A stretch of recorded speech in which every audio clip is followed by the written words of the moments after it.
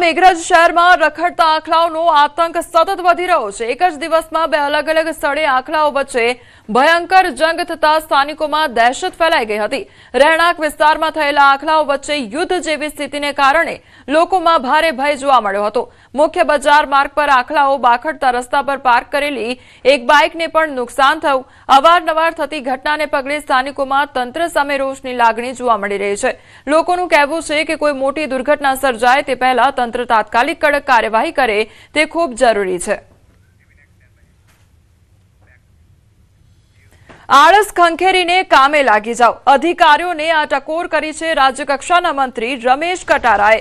અને ગોધરા ખાતે યોજાયેલા વિકસિત ભારત સંકલ્પ સંમેલનમાં રાજ્યકક્ષાના રમેશ કટારાએ અધિકારીઓને આળસ છોડી કામ કરવાની આડકતરી રીતે કડક ટકોર કરી હતી।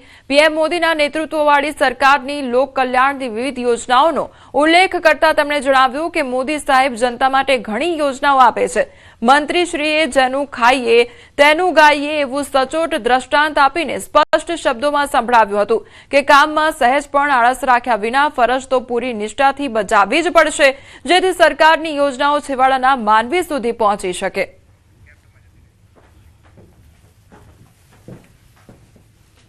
યોજનાને આપણને સરકારી યોજનાનો લાભ મળે। મિત્રો ઘણા લોકોને કંટાળો આવતો હોય કે મોદી સાહેબ સરકારમાં અધિકારીઓને ખૂબ કામ કરાવે, ખૂબ ભુજના માધાપર માર્ગ પર નર્મદા પાઇપલાઇનમાં ભંગાણ સર્જાયું।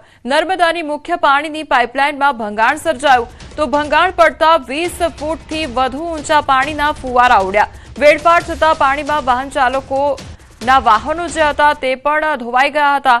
નર્મદાનું પાણી વેડફાતા લોકોમાં રોષ ફાટી નીકળ્યો છે। ભંગાણને પગલે મોટી માત્રામાં પાણીનો વેડફાટ થયો છે।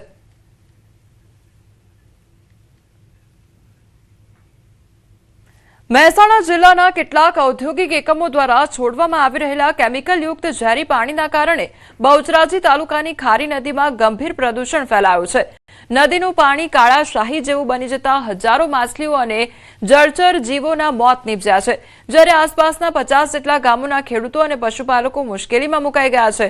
દુર્ગંધયુક્ત ઝેરી પાણીના કારણે ઊભા પાકને નુકસાન થવાની પણ ભીતિ ઊભી થઈ છે અને પશુઓ પણ પાણી પીવાથી દૂર ભાગી રહ્યા છે। હવે સમગ્ર મામલે ગુજરાત પ્રદૂષણ નિયંત્રણ બોર્ડે પાણીના નમૂનાઓ લઈ તપાસ શરૂ કરી છે। કેમિકલયુક્ત કંપની છે, એ કંપનીમાંથી પાણી છોડવામાં આવે છે કેમિકલયુક્ત।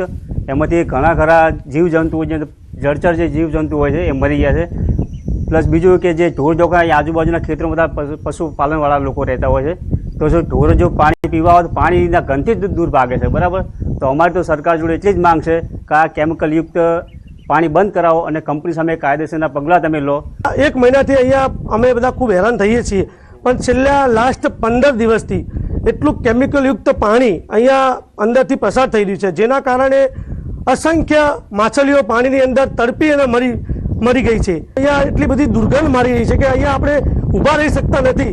તો અહીંયા ખેડૂતો આવા પાણીથી સિંચાઈ કરી રહ્યા છે। તો સાહેબ, ખરેખર ખેડૂતોના પાકોમાં ખૂબ નુકસાન આવ્યું છે। બનાસકાંઠાના કુંભાસણ ગામમાં ગૌચર જમીન બચાવવા માટે ગ્રામજનોએ હવે આર પારની લડાઈ શરૂ કરી છે। જેટકોના 765 કેવી સબસ્ટેશન માટે ગામની ગૌચર જમીન ફાળવવાના પ્રસ્તાવ સામે ખેડૂતો, પશુપાલકો મોટી સંખ્યામાં પાલનપુર કલેક્ટર કચેરીએ પહોંચ્યા હતા। ગ્રામજનોનું કહેવું છે કે ગ્રામસભામાં સર્વાનુમતે વિરોધનો ઠરાવ પસાર થયા છતાં પ્રસ્તાવ આગળ વધતા ગ્રામજનોમાં ભારે રોષ જોવા મળી રહ્યો છે। ગૌચર બચાવો, પશુધન બચાવોના નારા સાથે ગ્રામજનોએ વહીવટીતંત્રને આવેદનપત્ર પાઠવી ગૌચર જમીન બચાવવાની માંગ કરી છે। સ્થાનિકોનું કહેવું છે કે આ લડત માત્ર એક ગામ પૂરતી સીમિત નથી, આસપાસના ગામડાના પશુપાલકો પણ અહીંની ગૌચર જમીન પર નભે છે। જો રજૂઆત છતાં પ્રશાસન માંગ ધ્યાને નહીં લે તો ગ્રામજનો પોતાના પશુઓ સાથે કલેક્ટર કચેરીએ હલ્લાબોલ કરશેની ચીમકી પણ ઉચ્ચારવામાં આવી છે। અમારા કુંભાસણ ગામે ગૌચરની જમીન જે પંચાયત હસ્તક આવેલી છે, જેનો સર્વે નંબર 9 1281 ને 1570 છે। સદરૂ સર્વે નંબરમાંથી જેટકોને લગભગ 150 વીઘા જેવી જમીન એ અમારા અગાઉના સરપંચશ્રીએ ઠરાવ કરીને આપી હતી, પણ ગામ લોકોનો વચ્ચે વિરોધ થતો સરપંચશ્રીએ ઠરાવ રદ કર્યો છે। ગ્રામસભાએ બી ઠરાવ રદ કર્યો છે। એના પછી આખા ગામની વસ્તી ભેગી થઈ હતી અને ગામ સામૂહિક પણ માગણી કરી છે કે ભાઈ જેટકોને જે આપેલી જમીન છે એ રી આપણે રદ થવી જોઈએ. અને અમારા ગામનું ગૌચર જે અમારી ઘણી પેઢીઓથી એના પર નિર્ભર છે, એનો નિભાવ એના પર ગાયો રાખીને કરે છે, પશુપાલન રાખીને, એ જ ગૌચર જેટકો કંપનીને આપવામાં આવે તો અમારા લોકોનો જે આજીવન જીવિકા છે એને બહુ તકલીફ પડે એવું છે. અમને અમારું કહેવું એમ છે કે અમારા ગામમાં ગોચર બહુ નહેવત છે, નોંધપાત્ર છે. ઢોરોની સંખ્યા વધારે છે, તેમજ આજુબાજુના 10 ગામના ઢોર અમારા કુંભાસણના જરાવ પર નિર્ભર છે. તેમજ ગામમાં પાણીનો બહુ અભાવ છે, માટે ચોમાસું ગામની પબ્લિક પશુપાલનવાળી પબ્લિક ગોચર ઉપર નિર્ભર છે. માટે આ ગોચર જેટકો કંપનીને ફાળવવા માનનીય કલેક્ટર સાહેબને અમે આવેદનપત્ર આવે કે ગોચર જેટકો કંપનીમાં ફાળવવામાં ના આવે. રાજકોટના ગોંડલ ખાતે શ્રી વિઠ્ઠલભાઈ રાદડિયા જૂથ સેવા સહકારી મંડળી લિમિટેડની 54મી વાર્ષિક સામાન્ય સભા ભવ્ય રીતે યોજાઈ. પટેલવાડી ખાતે આયોજિત આ કાર્યક્રમમાં મુખ્ય અતિથિ તરીકે અલ્પેશ કથિરિયા ઉપસ્થિત રહ્યા. સભામાં સંસ્થાએ ચાલુ વર્ષે 50 લાખ રૂપિયાનો ચોખ્ખો નફો નોંધાવ્યો હોવાની જાહેરાત પણ કરવામાં આવી હતી. સાથે જ સહકારી ક્ષેત્રને વધુ મજબૂત બનાવવા, ખેડૂતો અને મહિલાઓને આર્થિક રીતે સશક્ત બનાવવા તેમજ વિકસિત ભારત 2047ના સપનાને સાકાર કરવા સહકારી માળખાની ભૂમિકા અંગે વિસ્તૃત ચર્ચા કરવામાં આવી.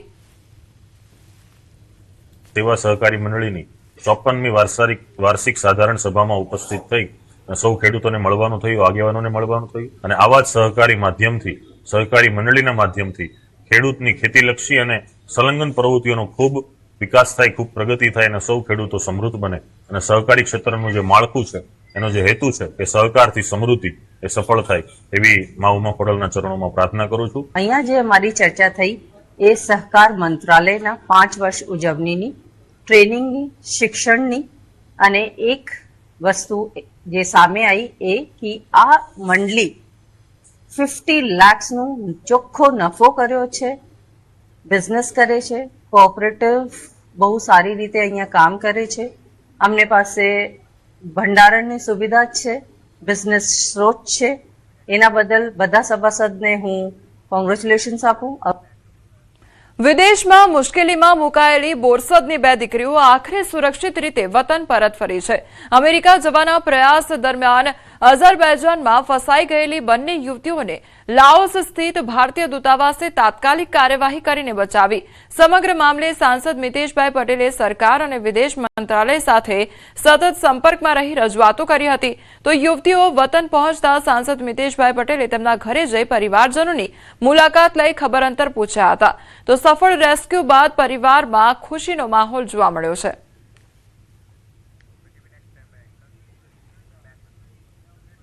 ગીર સોમનાથના ગીર ગઢડાના થોરડી ગામે દીપડાના હુમલાની વધુ એક ઘટના સામે આવી. કેળાના બગીચામાં કામ કરી રહેલા કાકા ભત્રીજા પર અચાનક દીપડાએ હુમલો કર્યો તો હુમલામાં બંને ગંભીર રીતે ઇજાગ્રસ્ત થયા હતા. ઇજાગ્રસ્તોને પહેલા ગીર ગઢડા હોસ્પિટલ અને ત્યારબાદ વધુ સારવાર માટે ઉનાની ખાનગી હોસ્પિટલમાં ખસેડવામાં આવ્યા છે.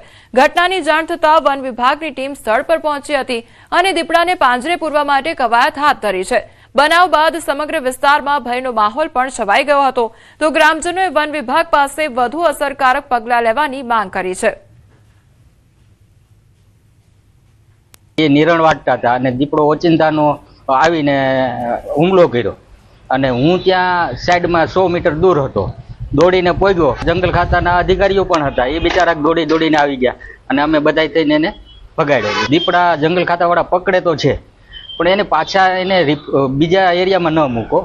એને કોઈ જગ્યા એવી જગ્યાએ મૂકો કે જે પાછા ફરીથી ન આવે. ગીર સોમનાથમાં સેલ્ફી લેતા કિશોરનો વિડીયો વાયરલ થયો છે. સિંહ સાથે સેલ્ફી લેતા હોવાનો વિડીયો વાયરલ થયો છે. તો વિડીયો ગીર ગઢડા પંથકના ગામનો હોવાનું અનુમાન લગાવવામાં આવી રહ્યું છે. સિંહોની નજીક જઈ જીવના જોખમે સેલ્ફી લેતા કિશોરનો આ વિડીયો હવે ચર્ચાનો વિષય બન્યો છે. વિડીયો વાયરલ થતા સિંહોની સુરક્ષા અને વન વિભાગની જાગૃતિ અંગે ફરી એકવાર સવાલો ઉભા થયા છે. વન વિભાગે મામલાની તપાસ કરી જરૂરી કાર્યવાહી કરવાની માંગ પણ ઉઠી છે.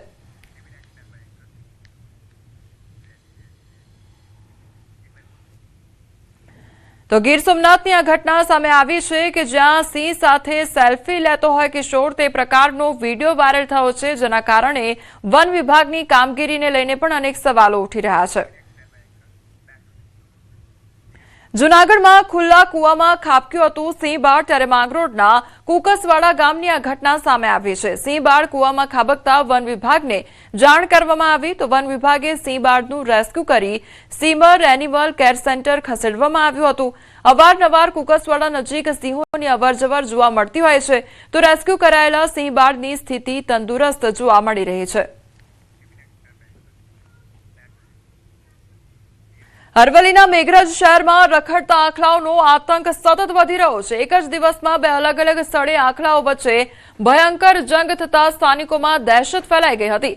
રહેણાંક વિસ્તારમાં થયેલા આંખલાઓ વચ્ચે યુદ્ધ જેવી સ્થિતિને કારણે લોકોમાં ભારે ભય જોવા મળ્યો હતો.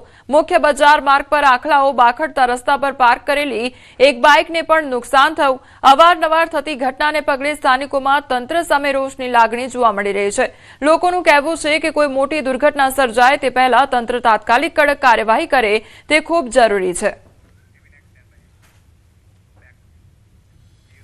આળસ ખંખેરીને કામે લાગી જાઓ, અધિકારીઓને આ ટકોર કરી છે રાજ્ય કક્ષાના મંત્રી રમેશ કટારાએ. અને ગોધરા ખાતે યોજાયેલા વિકસિત ભારત સંકલ્પ સંમેલનમાં રાજ્ય કક્ષાના રમેશ કટારાએ અધિકારીઓને આળસ છોડી કામ કરવાની આડકતરી રીતે કડક ટકોર કરી હતી. પીએમ મોદીના નેતૃત્વવાળી સરકારની લોક કલ્યાણની વિવિધ યોજનાઓનો ઉલ્લેખ કરતા તેમણે જણાવ્યું કે મોદી સાહેબ જનતા માટે ઘણી યોજનાઓ આપે છે. મંત્રીશ્રીએ જેનું ખાઈએ તેનું ગાઈએ એવું સચોટ દ્રષ્ટાંત આપીને સ્પષ્ટ શબ્દોમાં સંભળાવ્યું હતું કે કામમાં સહેજ પણ આળસ રાખ્યા વિના ફરજ તો પૂરી નિષ્ઠાથી બજાવવી જ પડશે, જેથી સરકારની યોજનાઓ છેવાડાના માનવી સુધી પહોંચી શકે.